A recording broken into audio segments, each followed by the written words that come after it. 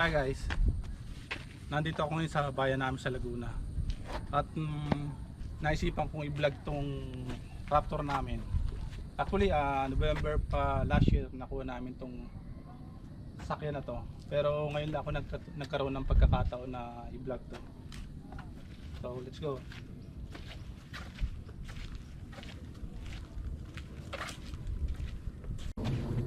Guys, dito sa harap meron tayong grill with unique FORD black letter. Sa side naman niya merong matrix LED headlamp with C-LED. Ito yon, yung C-LED na to. Yan. Tapos meron din siyang camera dito at 6 na sensor. Meron din siyang dual front to hook kaso may takip siya ngayon, tinakpan ko. Dito ito skid plate niya 2.3 mm skid plate na to. Bakal siya, matigas, so kahit sumabit kayo yung lalim hindi naman basta basta masisira. Meron din siyang fog lamp. Kaso yung fog lamp ko pinalitan ko na siya kasi nung one time na umuwi ako dito sa Laguna, inaabot akong malakas na ulan. Tapos yung hindi ko masyadong kita yung harap dahil puro puti ang nakikita ko. So pinapalitan ko siya ng dilaw. At doon sa taas mayroong 2 air vents.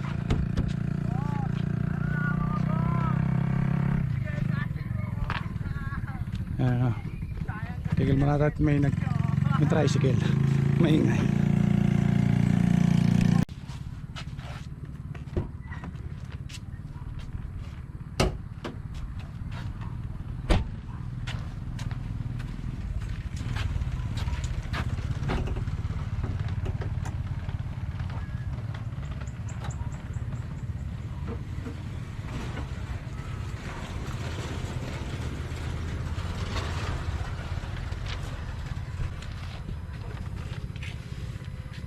Guys, doon sa pagbubukas medyo mabigat tong hood nya at saka medyo mataas.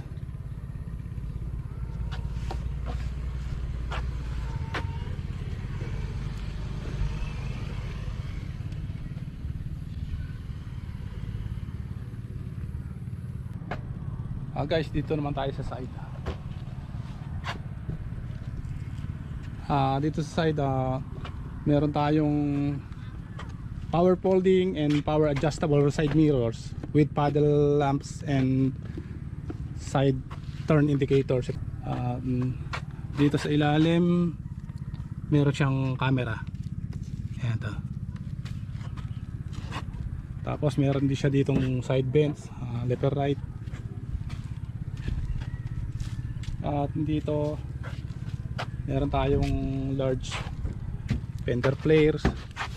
And dito sa meron tayong 17 inches alloy wheels with BF Goodrich high performance all terrain tires. Meron tayong front and rear vented disc. Ito yan. At doon sa front suspension, asan nakita? Suspension natin, hindi ko lala kung makikita. Ayan, double wishbone with coil spring packs 2.5 shock. At sa rear suspension dito, mas kita siguro dito. Dito tayo sa ilalim.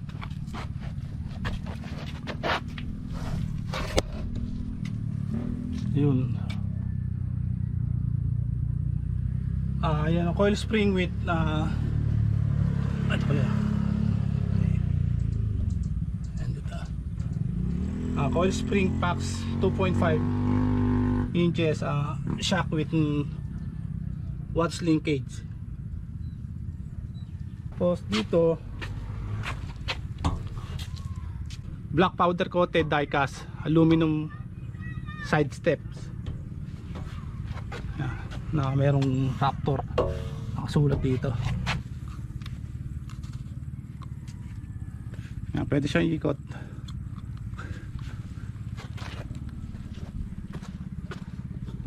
Nice. Dito naman tayo sa may likuran. Sa likod, meron tayong LED tail lights.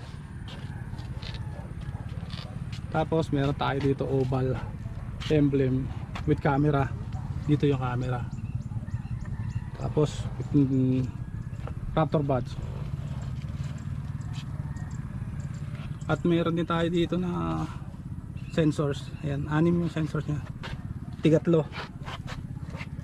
Left and right. At meron din tayong dual toe hooks. At sa ilalim meron tayong full size spare tire. Ito yan.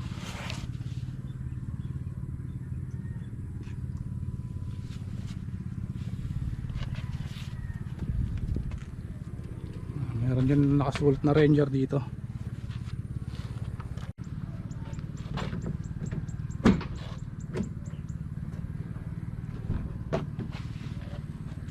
Meron din nga pala ditong para sa mga hooks. Kung sakaling gawin nyo yung lagarian or kahit anong ipitan to. Ito nga pala, pinakabit ko na rin itong Keiko na takip niya para kung meron akong mga mailalagay na kung ano, hindi siya mababasa ng ulan. Madali naman siya tanggalin.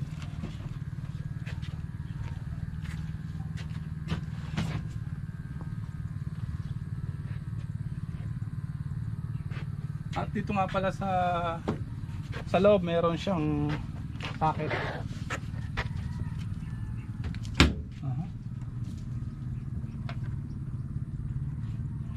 12 volts at saka 230.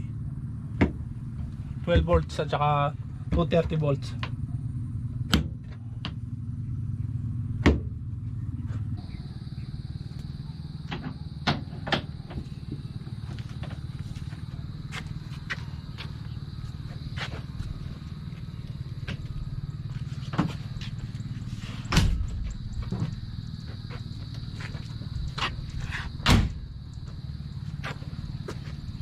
Dito sa loob.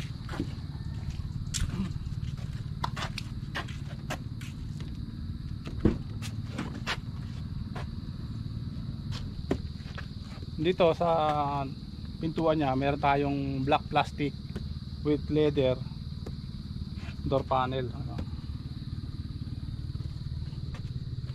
Tapos nandito yung pang open niya. Dito sa mga control niya, lock and unlock. Tapos dito meron ding lalagyan. Dito naman merong leather and leather synthetic with unique Raptor styling and 10-way power front seat. Ano to? Jet fighter inspired sport seat. Kita ba?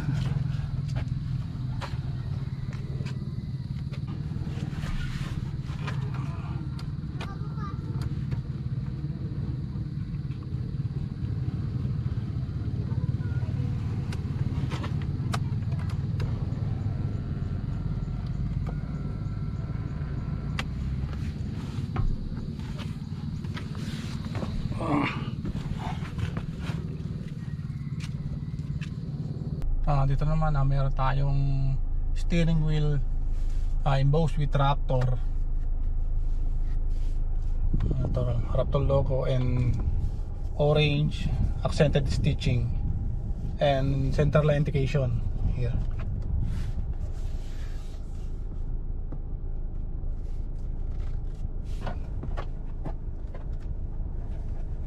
At telescopic na rin siya and natitilt.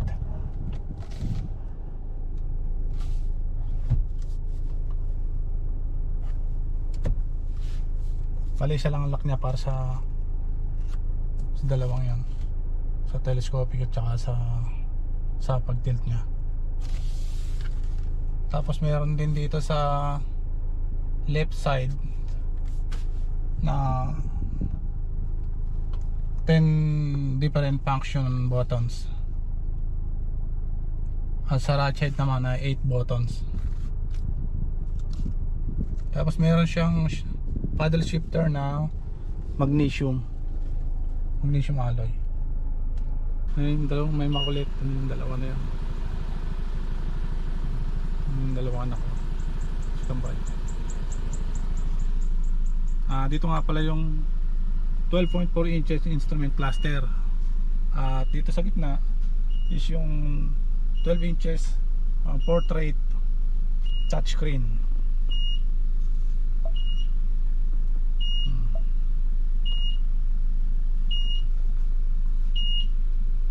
Sila yung maingay.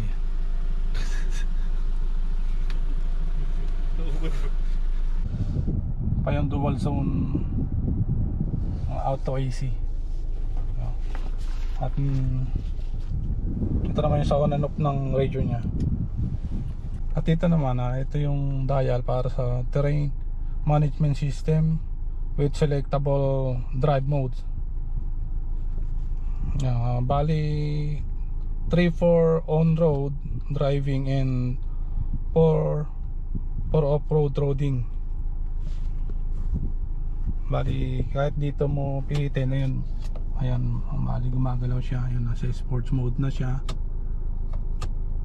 Slippery, mud, rut, sand, tsaka baha, rock, chrome. Ayan, yun yung pinakapitan mo na nga. At meron din dito 360 para sa 360 camera.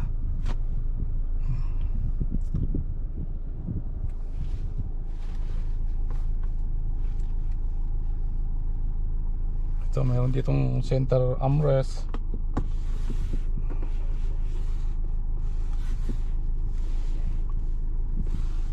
At dito naman yung wireless charger nya. At meron din ditong bottle holder nya. Tsaka doon sa kabila meron din siya. Dito nga pala sa taas meron siyang windshield mounted na USB port para dun sa dashcam. So may lang yung kailangan yung cord para dun. At dito sa taas meron siyang auxiliary switches. Ito. So kung maglalagay kayo ng mga additional na aftermarket na accessories, so dito lang dito ang pinaka switch nya.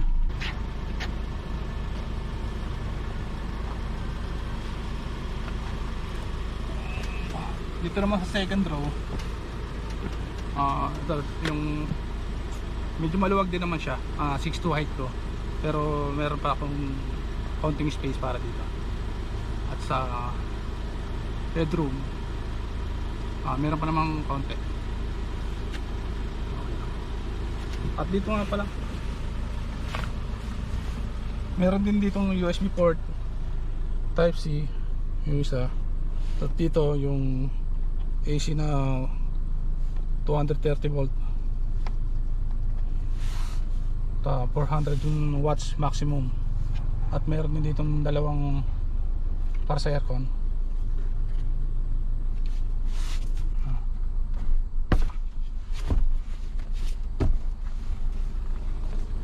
Ito pwedeng lagyan ng cup or bottle.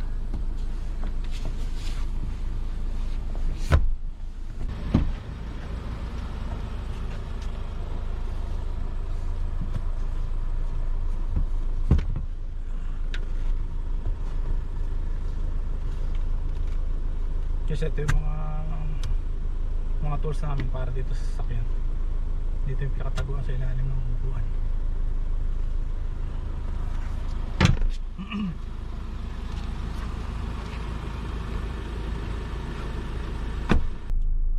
Guys, ito yung nagustuhan ko dito. What if nakalimutan mo na ilagay sa park, tapos bigla kang lumabas? So try natin. Halimbawa naka neutral siya, tapos bigla kang lalabas, nakalimutan mo siyang i-park. So tanggal si ano. Pagbukas mo pa lang ng pinto, lumipat na siya. Nilagay niya yung sarili niya sa park. So hindi na siya wala na siyang pag-asang tumakbo or mag-move.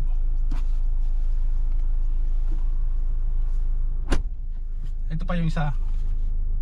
Kung halimbawa naman naka-neutral pa rin siya, tapos bigla mong pinatay yung makina mo,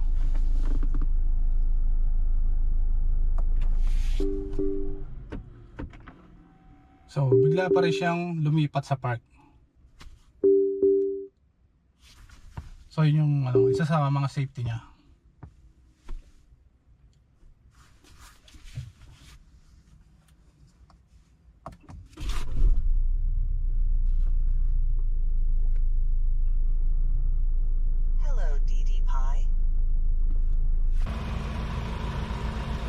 Guys, ang mga additional nga pala dyan sa sasakyan ko is yung pinalagyan ko na siya ng PPF. So kahit na magasgas, mayroon siyang protection. At kung mapapansin nyo rin, black na yung mga ilalim niya kasi pina-undercoat siya.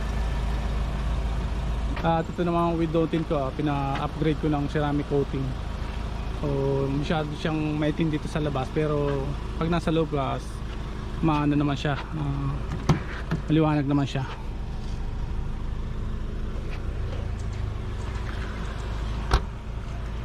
At dun sa antena ko, pinapalitan ko na rin na maikli kasi 2 beses na kami sumabit sa mga parking sa Mega Mall at saka sa Trinoma.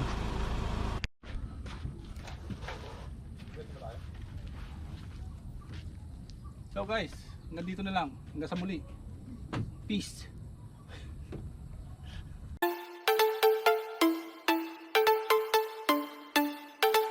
Tapos sa kami, papaalam. Teka, nag-isip pa siya. Ha? Sana tinignan nyo na kung ano yung... Ha? Bakit? Pagka nag-ano na 40... Ano ba? Hindi, 35 yata. Nandiyan kami sa highway, sabing dagat.